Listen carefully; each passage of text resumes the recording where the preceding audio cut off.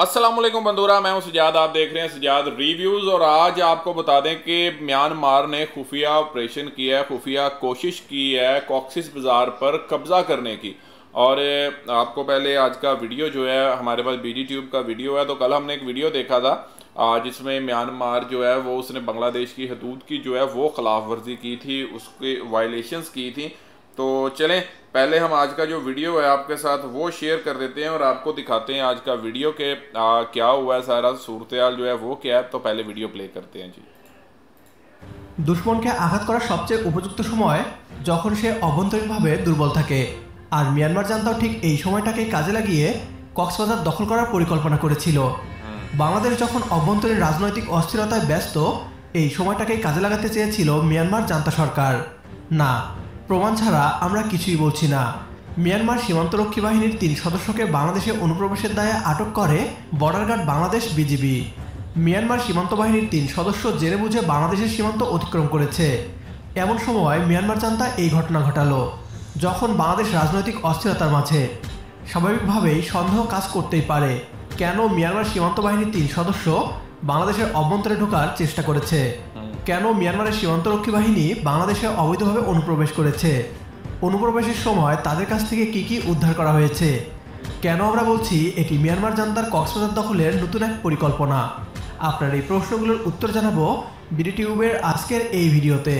অনুরোধ করছি ভিডিওতে একটি লাইক দেওয়ার জন্য, কেননা আপনাদের একটি লাইক আমাদেরকে অনুপ্রাণিত করে পরবর্তী ভিডিও বানানোর জন্য। মিয়ানমারের সাথে বাংলাদেশের সম্পর্ক অনেকটা তেল আর পানির মতো। কখনোই বাংলাদেশ ও মিয়ানমারের মাঝে ভালো সম্পর্ক ছিল না, আর খুব সম্ভবত ভবিষ্যতেও হবে না। মিয়ানমার বাংলাদেশের সম্পর্কের গলার কাটা শুধু রোহিঙ্গা ইস্যু নয়, বরং আরও বড় কিছু। বাংলাদেশের চট্টগ্রামকে মিয়ানমার নিজেদের আরাকান রাজ্যের অংশ মনে করে। হিস্টোরিক্যালি চট্টগ্রাম মিয়ানমারের রাজার অধীনে ছিল, আর তাই মিয়ানমার মনে করে এখনও চট্টগ্রাম মিয়ানমারের অংশ। এ কারণে বিভিন্ন সময়ে মিয়ানমারের সরকার তাদের অফিসিয়াল ম্যাপে চট্টগ্রাম ও সেন্ট মার্টিনকে নিজেদের অংশ বলে দেখিয়েছে। যদিও বাংলাদেশ সরকার প্রতিবাদ করলে তারা বারবার একই উত্তর দিয়েছে, ভুল হয়েছে। একটি দেশ কিভাবে এক ভুল বারবার করে, এমন প্রশ্ন তখন আসতেই পারে। মিয়ানমার জান্তার এগুলো ভুল নাকি ষড়যন্ত্র তা পরিষ্কার হয়ে যায় যখন নবী হোসেন নামের এক রোহিঙ্গা সন্ত্রাসীকে দিয়ে 1000 কোটি টাকার অস্ত্র বাংলাদেশে ঢোকায় মিয়ানমার জান্তা সরকার। মিয়ানমার জান্তা সরকার ভেবেছিল রোহিঙ্গাদের দিয়ে তারা বাংলাদেশের কক্সবাজারে একটা অস্থিরতা তৈরি করবে। এতে রোহিঙ্গাদের বাংলাদেশের স্থায়ী বাসিন্দা করে নিতে হবে, আবার সুযোগের সদ্ব্যবহার করে কক্সবাজার ও সেন্ট মার্টিন দখল করে নিতে পারবে। মিয়ানমার জান্তার এই পরিকল্পনাও ব্যর্থ করে দেয় border guard Bangladesh BGB. BGB Bharat সীমান্তে অনেকটা ঢিলাঢালাভাবে পাহারা দিলেও মিয়ানমারের সাথে প্রায় 300 কিলোমিটার সীমান্তে বেশ ভালোভাবেই নজর রাখে।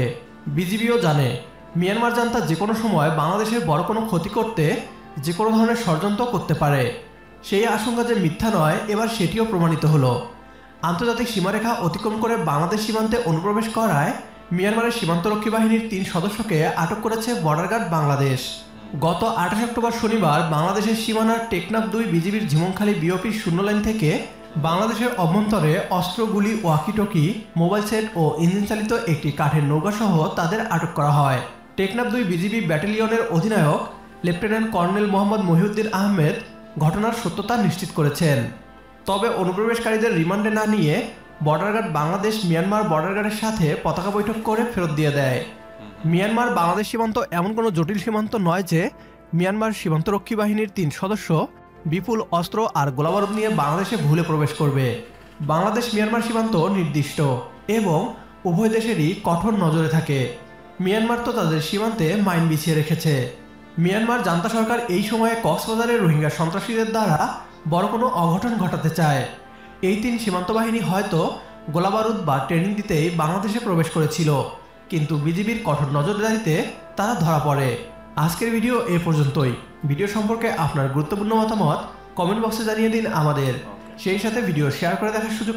ओके वीवर्स, तो ये था वीडियो। तो आपको पहले तो ये बता दें कि बांग्लादेशी जो BGB Bangladesh border guard force है उसको थैंक यू करना चाहिए कि वो प्रोटेक्ट करती हैं अपनी सरहदों को। बांग्लादेश की हिफाजत के लिए हर वक्त वो तैयार रहते हैं, हर चीज़ पर वो नज़र रखते हैं। एक चीज़ ये है, और दूसरी ये है कि अगर आपके ख़िलाफ़ आपके वायलेशन होती है, आपकी हदूद की खिलाफ वर्जी की जाती है, तो मेरे ख्याल में उनको इस तरीके से उसके ऊपर पूरी तफ्तीश जो है वो होनी चाहिए, उसको देखना चाहिए। और एक चीज़ और है कि जो चिटागोंग है वो राखीन का हिस्सा नहीं है भाई।